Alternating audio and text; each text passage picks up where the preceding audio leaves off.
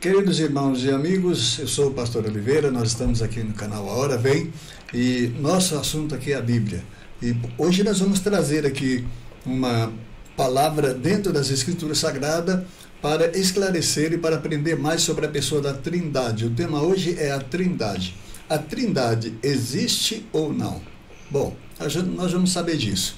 É verdade que a Trindade como vocábulo não está lá. A Trindade não existe nas Escrituras essa palavra Trindade, mas existe a evidência de um Deus triuno que se manifesta em três pessoas diferentes para compor a divindade. E é isso que nós vamos aprender aqui hoje. E se ainda não foram convencidos dos seus pecados, o que é que estão fazendo na igreja, no templo, no culto? Eu posso cantar que, além do Rio Azul, tem uma coisa linda, maravilhosa para mim, e posso nunca chegar lá, se eu não me arrepender dos meus pecados. Se eu duvido do Espírito Santo, quem me convenceu dos meus pecados para ir a Jesus e chorar arrependido? Se você já foi a Jesus e chorou arrependido dos seus pecados, então há um motivo para você acreditar que o Consolador é uma pessoa e está com você. Também no livro de Atos, no capítulo 1, nós vemos o testemunho do evangelista Lucas. Lucas é muito poderoso na escritura, na investigação, na palavra, e ele está ensinando aqui o seguinte. No capítulo 1, versículo 5, ele escreveu assim: porque, na verdade, João batizou com água, mas vós sereis batizado com o Espírito Santo, não muito depois destes dias. Então, perceba que Lucas ainda está fazendo o relato das palavras de Jesus, né? E segundo ele ouviu, porque no dia que Jesus subiu do Monte das Oliveiras para Deus, os discípulos todos estavam ali quando ele subiu, a nuvem o ocultou. O testemunho das Escrituras prossegue no capítulo 1, verso 8 do livro de Atos, onde Jesus está dizendo assim: recebereis a virtude do Espírito Santo que há de vir sobre vós e ser-me-eis testemunha. É preciso receber o Espírito Santo para testificar de Cristo. No versículo 25 do capítulo 15, o mestre está dizendo assim: mas quando vier o Consolador, que da parte do Pai vos hei de enviar, aquele Espírito de verdade que procede do Pai, ele testificará de mim, já que ele procede do Pai, ele está com o Pai. Jesus disse que ele virá. Olhando para o capítulo 16, do livro de João, do Evangelho de João, no verso 7, Jesus está dizendo assim: todavia digo-vos a verdade, que vos convém que eu vá, porque se eu não for, o Consolador não virá a vós. Versículo 8, e quando ele vier, convencerá o mundo do pecado, do juízo e da justiça. Então, aqui é muito pertinente essa passagem, vale até uma reflexão bem forte sobre esse assunto, porque é bem provável que aqueles que rejeitam o Espírito Santo não tenham ainda sido convencidos dos seus pecados. No versículo 16, o apóstolo Pedro está fazendo um discurso de defesa da manifestação, do modo como o Espírito Santo se manifestou de uma maneira como o povo jamais havia visto antes. Por isso ele faz lembrar a escritura de Joel, para que aqueles que eram zelosos da lei se lembrassem da palavra do profeta Joel. Então ele diz assim: varões e irmãos, convinha que se cumprisse a escritura que o Espírito Santo predisse pela boca de Davi. Então o Espírito Santo está atuando no Antigo Testamento pelo grande, maravilhoso e glorioso ministério de Davi. Olhamos agora para o capítulo 2, a descida do Espírito Santo, onde os discípulos estão reunidos e orando como Jesus mandou. No capítulo 2 ainda, verso 12, diz assim: e se maravilhavam e estavam suspensos, dizendo uns para outros: o que quer isto dizer? Então, queridos e amados irmãos, é importante que nós aprendamos aqui. Vamos então prosseguir na observação da palavra. Vou trazer aqui mais informações, mais textos bíblicos. É importante que você esteja com uma caneta e um papel na mão para você anotar os versículos que eu vou falando e depois você conferir. Quero pedir a você que se inscreva no meu canal, você convide seus amigos para se inscrever, deixe o seu like, tá? E assista o vídeo até o final. Não é só com o propósito de elevar o nível de tempo no YouTube, mas também com o propósito de que você aprenda a palavra, que você se aprofunde no conhecimento da palavra. E é importante também dizer que o YouTube, ele informa para a gente a quantidade de tempo que cada clique fica assistindo. Está dando uma média de 4 minutos, isso quer dizer que a maioria das pessoas que estão abrindo aqui não estão tirando proveito de tudo que é falado. Então, fique até o final para que você tire proveito e você aprenda porque Jesus está às portas. Então vamos ao vídeo. A evidência de um Deus triuno está em todas as Escrituras. O exercício da vontade deles está muito clara. O Pai diz, meu filho, o Filho diz, meu Pai, e o Filho diz do Espírito Santo Consolador, o Paracleto, como se diz em teologia, né? Ele diz o Espírito do Senhor, o Espírito Santo, né? Recebam o Espírito Santo. Jesus está dizendo isso constantemente nas Escrituras Sagradas. E o que você tem mais facilidade de aceitar? A palavra trindade ou a palavra divindade? Você pode fazer essa opção. Deus é tão grande e tão bom e tão poderoso que ele não tem problema com a maneira como você o entende. Ele apenas quer que você o reconheça como seu Salvador, como seu Senhor, como Deus acima de todos os deuses. E vale, portanto, dizer que não há Deus, só há um Deus. O Deus Todo-Poderoso, na bênção apostólica do apóstolo Paulo, ele aparece como Pai, Filho e Espírito Santo. O grande apóstolo diz assim, que o Deus Todo-Poderoso, Pai, Filho e Espírito Santo, vos abençoe. É assim que se faz a bênção apostólica pelas cartas apostolares. É maravilhoso meditar em tudo isso. E as evidências, vamos falar agora sobre as evidências de um Deus trino, ou triuno, como se costuma dizer. Quando João vai escrever o seu evangelho, ele começa com as seguintes palavras: no princípio era o verbo, e o verbo estava com Deus. Olha que coisa grande, que coisa maravilhosa. No princípio era o verbo, e o verbo estava com Deus, e o verbo era Deus. Então entenda que alguém que está com alguém que era alguém. Deu um nó na cabeça? Então tá, vamos desmanchar isso. No princípio era o verbo era Deus, e o verbo estava com Deus. Então Deus estava com Deus no princípio. Olha lá. Para quem não acredita que Jesus Cristo é Deus, está aí, ó. Deus estando com Deus. No princípio era o verbo, estava com Deus e era Deus. Todas as coisas foram feitas por ele, e sem ele nada do que foi feito se fez. Quem está dizendo isso é João, o grande apóstolo, o apóstolo do amor, aquele que apoiava a cabeça no seio de Jesus. Aquele que colocava a cabeça no seio de Jesus, ele que está dizendo aí, ó, todas as coisas foram feitas por ele, e sem ele nada do que foi feito se fez. É grande esse mistério, muito grande. Eles possuem também atributos iguais. Pai, Filho e Espírito Santo possuem atributos iguais, completamente iguais. Você pode entender isto? Tá? Tem coisa na Bíblia que você só vai entender se aceitar. Porque enquanto você não aceitar pela fé, o Espírito de Deus não trabalha em você fazendo essas verdades se tornarem reais, porque elas são verdadeiras afirmações. O que está na Bíblia Sagrada é a verdade vinda de Deus revelada para nós, mas para você só vai ser verdade se você crer. Se você não crer, não vai ser verdade. E o fato de você não crer, ou o fato de eu não crer, elas não deixam de ser verdade por isso, absolutamente. O benefício da fé acontece, primeiramente, em benefício do crente, daquele que creu, daquele que acreditou na verdade divina. O benefício da fé traz isso aí, né? Então, nós podemos entender aqui, olha, e vamos começar lá no livro de Gênesis. Estamos no princípio, no Bereshit, no livro de Gênesis.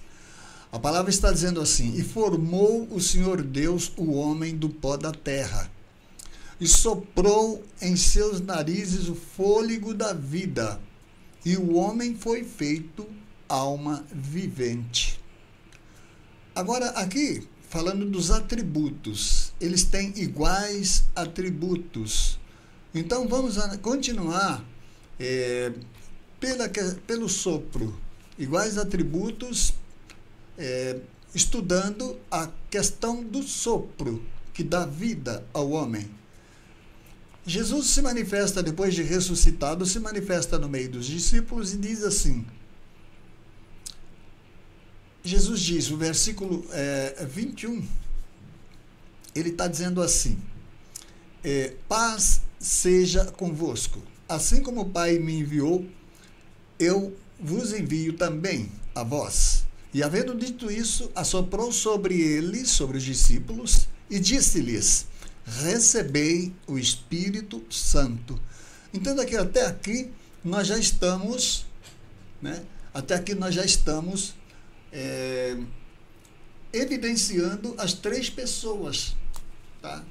que são as três pessoas que são una e formam a grande unidade do Deus Todo-Poderoso, Pai, Filho e Espírito Santo. Esse sopro que deu vida a Adão, lá quando ele foi formado por Deus do pó da terra, né? Antes do Éden, quando ele foi formado por Deus do pó da terra, esse sopro que Deus soprou em Adão, Adão morre por causa do pecado, e agora esse sopro é novamente soprado sobre os discípulos e eles recebem vida através desse sopro. Jesus disse, recebei o Espírito Santo. Então eles receberam o Espírito de vida vindo do Salvador Jesus Cristo. Veja que lá no princípio ele estava com Deus e ele era Deus. E aqui já ficou evidenciado até aqui essa deidade do Filho como a deidade do Pai, né? Como o Pai soprou nas narinas do homem o fôlego de vida e ele se tornou alma vivente, agora o Filho também sopra sobre os discípulos o fôlego da vida, o Espírito Santo, né? E eles recebem vida vinda do Salvador, vinda de Jesus. Por isso, nós não temos vida com Deus se não tivermos vida com Jesus. O pneuma, que é o espírito, sopro da vida, né? É o fôlego, o vento que assopra onde quer. O Senhor Jesus continua no Evangelho de São João, capítulo 3, versículo 6, e ele diz assim, o que é nascido da carne é carne, e o que é nascido do Espírito é Espírito. E ele diz que nós não devemos ficar admirados por ele estar dizendo isto, porque isso é a realidade, isso é a verdade. Bom, nós estamos aqui agora estudando sobre o pneuma, sobre o Espírito que dá vida, né? Então, quando ele fala para Nicodemos que o que é nascido do Espírito é espiritual, e o que é nascido da carne é carnal. Mas na frente ele vai dizer, a carne para nada aproveita. É o Espírito que vivifica. É o Espírito que dá vida, né? E o apóstolo Paulo também diz, se alguém não tem o Espírito de Deus, esse alguém não é dele.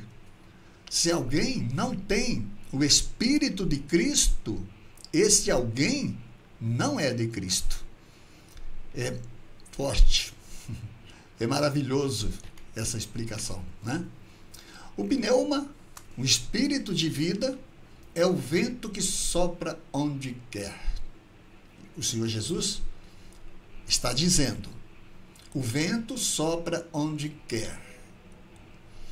A propósito, no livro de Atos dos Apóstolos, no capítulo 2, ali no comecinho, perto do versículo 4, por ali, os discípulos estavam reunidos no cenáculo, aproximadamente 120 pessoas, é mais ou menos essa quantia que está escrito lá. E eles estavam orando e buscando o poder do Espírito Santo, buscando o Espírito Santo para suas vidas. E o texto sagrado nos diz que, de repente, ouviu-se um vento veemente e impetuoso e encheu toda a casa em que estavam assentados. E fora vista por eles línguas repartidas como que de fogo, as quais pousaram sobre cada um deles uma. Mas eu não quero falar sobre o fogo, eu quero falar sobre o vento. E o Espírito de Deus se manifestou sobre eles como um vento impetuoso, um vento arrebatador, um vento que toma as emoções, um vento que movimenta e dá vida a um corpo, o Espírito de vida, o Espírito de Cristo, né? Então, ele diz, o vento assopra onde quer. Ele tem vontade. Esse vento, esse pneuma, esse vento, que nós dizemos que é o Espírito Santo, ele exerce vontade, segundo a palavra do Senhor Jesus. Ele exerce vontade, e só uma pessoa pode exercer vontade. Só uma força ativa não exerce vontade. Tá bom? Uma força qualquer não exerce vontade, não diz eu, tá? O vento sopra onde quer e ouve a sua voz. Uma pessoa tem vontade e tem voz, né? Mas não ouve, mas não sabes, quer dizer, o homem não sabe de onde ele vem, nem para onde ele vai. Assim é todo aquele que é nascido do Espírito. O que é nascido do Espírito é espiritual.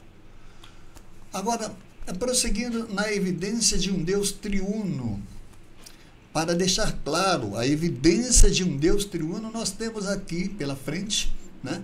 Mateus capítulo 3, versículo 16, nós vemos aqui a simultaneidade da manifestação das três pessoas, né?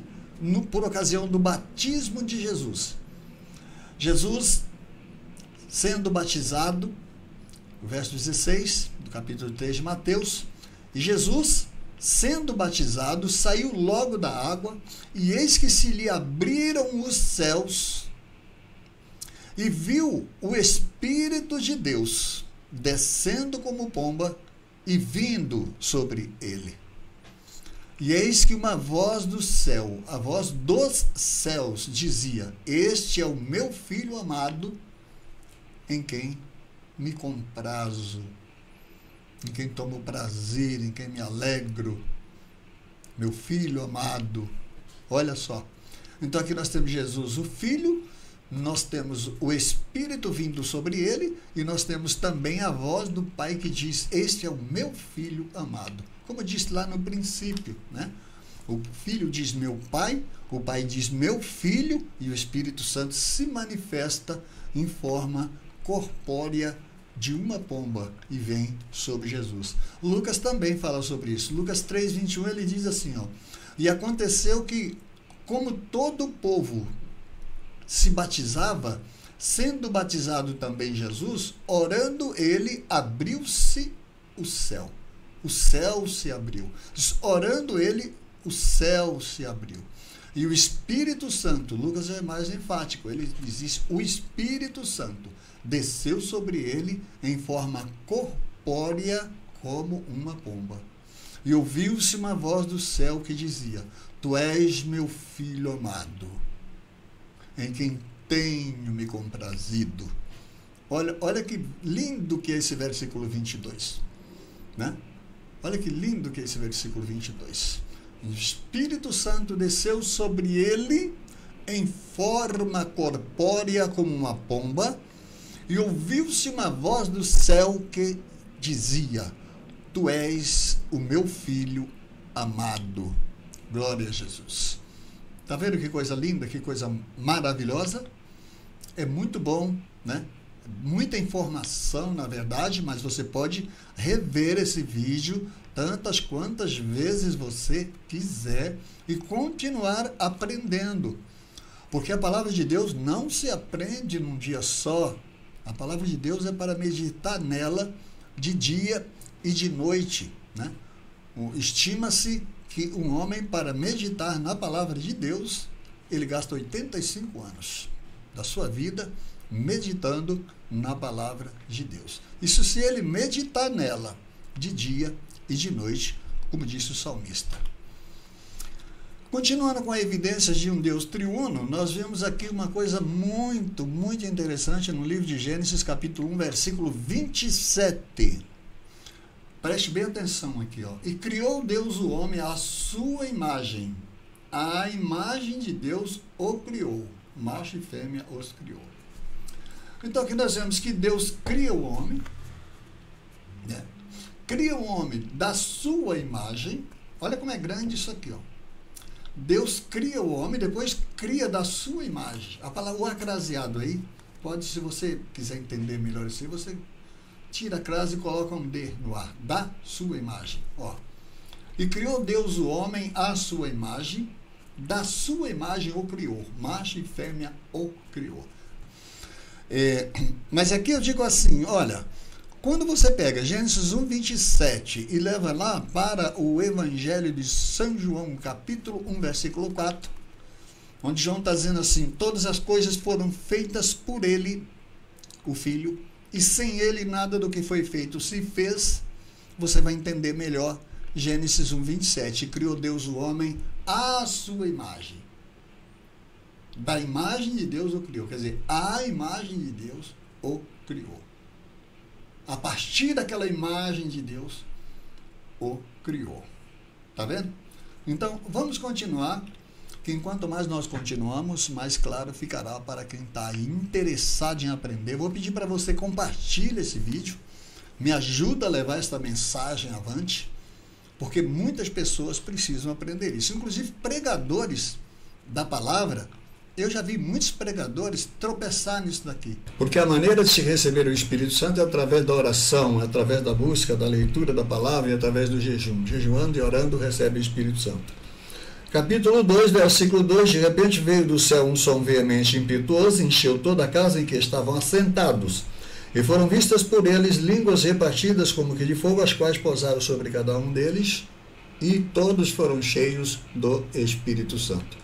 Esse é o testemunho das Escrituras Sagradas sobre a manifestação do Espírito Santo. A evidência de um Deus triuno aparece também aqui em Colossenses. Agora, Colossenses é uma linguagem bem complicada, você precisa prestar muita atenção, porque eu vou continuar dando explicações aqui. Eu vou tentar explicar aqui, da imagem de Deus o criou, com Colossenses capítulo 1, versículo 13 e 14. Ele diz assim: e ele quem? Deus, nos tirou da potestade das trevas e nos transportou para o reino do seu Filho, para o reino do Filho do seu amor. E no 14 diz assim: em quem temos a redenção pelo seu sangue, a saber, a remissão dos pecados, o qual é a imagem do Deus invisível, o primogênito de toda a criação. Eu coloquei até aqui o primogênito de toda a criação, entre parênteses, para poder trabalhar mais isso aqui. Mas veja você como é interessante isso aqui, como é muito bom pensar nisso daqui. Eu vou voltar um pouquinho aqui, ó. A imagem, e criou Deus o homem à sua imagem, da imagem de Deus o criou, macho e fêmea os criou. E voltando aqui, ó, e ele nos tirou das potestades das trevas e nos transportou para o reino do Filho do seu amor, em quem temos a redenção pelo seu sangue, a saber, a remissão dos pecados. O qual, esse Filho do seu amor, é a imagem de um Deus invisível. Aí ele encerra o versículo com a seguinte palavra, depois da vírgula, o primogênito de toda a criação. Então, aqui nós vemos que foi a partir da imagem de Jesus que Deus cria o homem. Aqui nós entendemos que foi a partir da imagem do Filho que o Pai cria o homem. A sua imagem.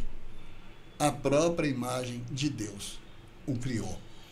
Agora vamos explicar aqui essa coisa o primogênito de toda a criação, porque há muitas pessoas que entendem errado esse final do versículo aqui de Colossenses 1:14, e diz que Jesus não é Deus, que Jesus foi criado.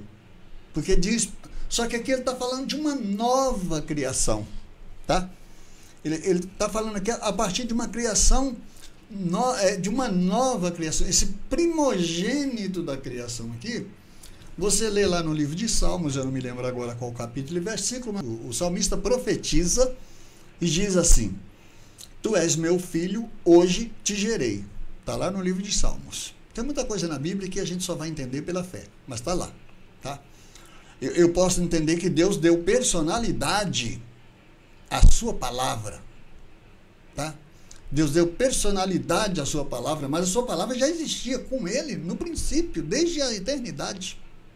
Olha só, que coisa grande, que coisa maravilhosa, tá? Então, ser primogênito de toda a criação não implica em ser criado junto com toda a criação, tá? Ser primogênito de toda a criação é coisa diferente. É um princípio da criação de Deus, quer dizer que é um princípio pelo qual Deus criou todos. Eu vou usar outro termo, eu vou dizer aqui, é um paradigma pelo qual Deus criou o homem. Na verdade, Deus quer o homem como o seu Filho Jesus Cristo. Ele quer que nós sejamos como o seu Filho Jesus Cristo, seu Filho amado. Então é muito interessante prestar atenção nisso, tá? Vamos continuar explicando esta criação, né? A primogenitude dessa criação. Vamos ver. Eu separei duas notas aqui para a gente meditar. Olha o que Paulo fala em Romanos 8:29. Ele diz assim: porque os que antes... Ele não diz antes, ele diz dantes. Porque os que dantes conheceu, também os predestinou para serem conforme, outra vez o acraseado, à imagem de seu Filho. Ó, veja que aparece essa imagem craseada lá no Gênesis, na criação do homem.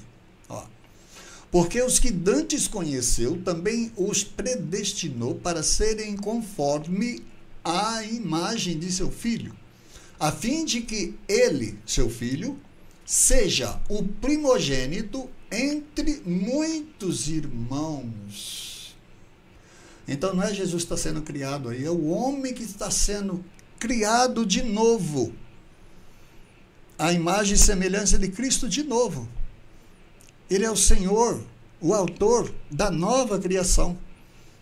Que esta criação acontece de que modo?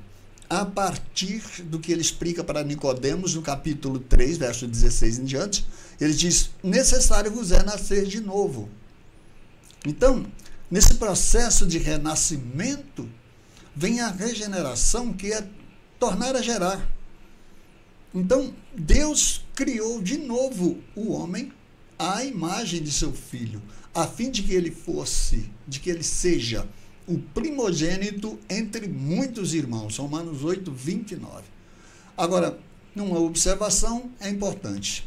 Sem dúvida, está falando da nova criação. O homem novamente nascido.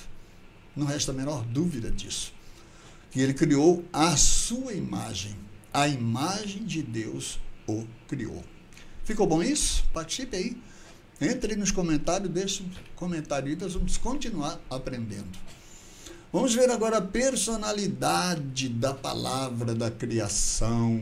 Olha, só uma pessoa pode ter personalidade. A personalidade da palavra da criação. Apocalipse 19, a nota 2 que eu coloquei aqui, para a gente continuar aprendendo. Apocalipse 19, o apóstolo João, o apóstolo do amor, ele está dizendo assim: eu vi o céu aberto, e eis um cavalo branco, o que estava sentado sobre ele chama-se Fiel e Verdadeiro, e julga e peleja com justiça. E os seus olhos eram como chamas de fogo, e sobre a sua cabeça havia muitos diademas, e tinha um nome escrito que ninguém sabia senão ele mesmo. E estava vestido de uma veste salpicada de sangue, e o nome pelo qual se chama é a palavra de Deus. Então, analise aí, veja isso, o nome da palavra personificada ao nascer da Virgem Maria, né? Concebida pelo Espírito Santo, recebeu o nome de Yeshua de Nazaré, ou Jesus para os gentios, como a gente aprendeu. Cada nação dá um nome a Jesus e Deus não se confunde com os nomes que dão ao seu Filho, porque o seu Filho é o Salvador do mundo. Ele é o Emanuel. O que importa é que ele é o Emanuel, Deus conosco, né? Conforme o profeta Isaías. Então, o nome pelo qual se chama é a palavra de Deus. A palavra da criação, aquela palavra que criou a sua imagem, agora aparece no livro de Apocalipse glorificado, andando num cavalo branco, seguido pelos exércitos do céu. E o nome pelo qual se chama é a palavra de Deus. Pai, Filho e Espírito Santo são três pessoas distintas. Tá? Nós já aprendemos que o Pai diz, né? O Pai fala, o Pai pensa, né? Ele tem personalidade absoluta, é um Deus onipotente e todo-poderoso, né? E Jesus aparece dizendo assim: Pai, se queres, passa de mim este cálice. Todavia não se faça a minha vontade, mas a tua vontade. Então aqui nesse versículo de Lucas 22, 42, tanto o Pai quanto o Filho têm vontade. O Filho rende a sua vontade e a vontade do Pai, mas os dois têm vontade. Então está claro aqui que nós estamos diante de duas personas, de duas personalidades.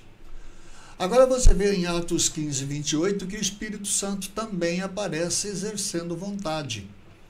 Na verdade, pareceu bem ao Espírito Santo e a nós não vos impor mais em encargo algum, senão estas coisas necessárias. O objetivo aqui não é explicar as coisas necessárias, é explicar que o Espírito Santo tem participação nas determinações que Jesus deu à igreja.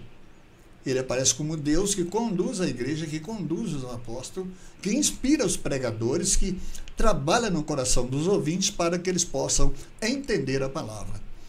Nós lemos também onde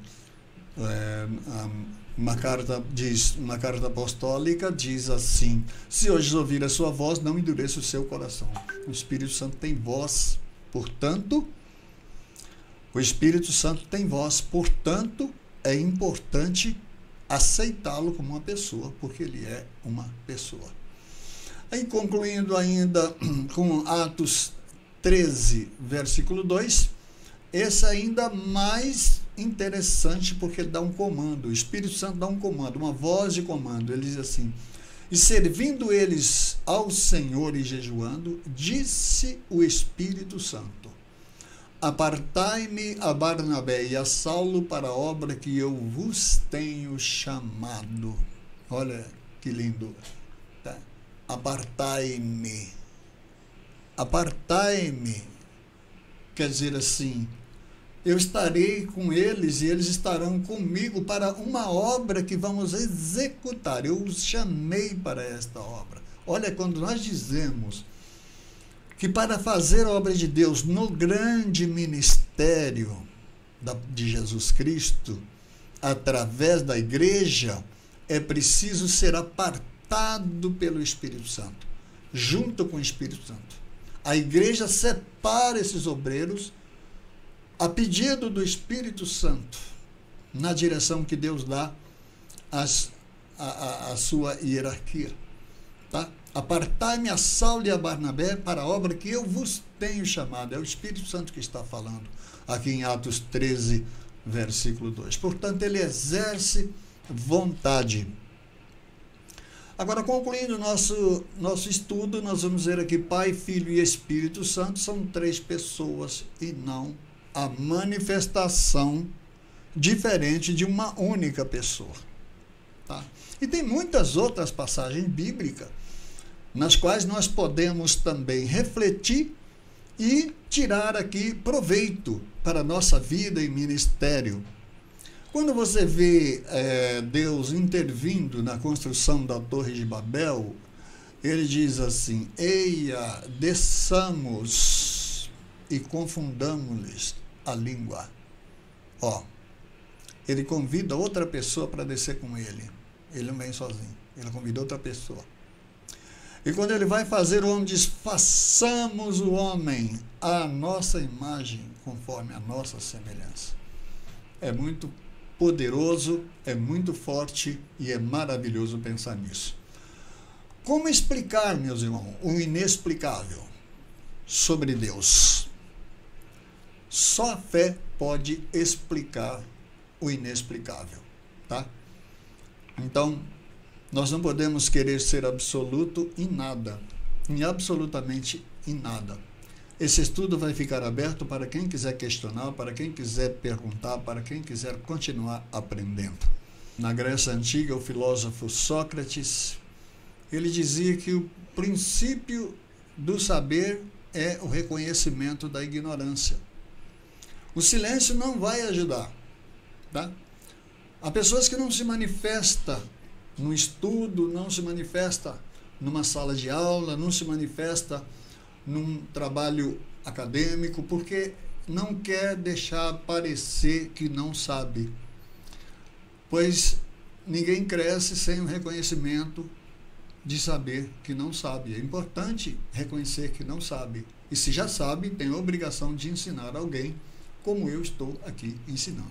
Porém, não sei tudo, mas acredito que Deus continuará nos dando graça e sabedoria e conhecimento para aprendermos e ensinar a sua santa palavra. Então, quero concluir com esta afirmação. Portanto, meus irmãos, a Trindade é o mistério da nossa fé. Amém? Que Deus abençoe a todos, que espero ter contribuído para o crescimento da fé de cada um dos irmãos. Mais uma vez, vou pedir que você compartilhe esse vídeo, que você convide a seus amigos para se inscrever no meu canal, o canal A Hora Vem, por Pastor Oliveira, e tenho certeza que será de grande edificação para todos nós. Deus abençoe a todos e até a próxima oportunidade.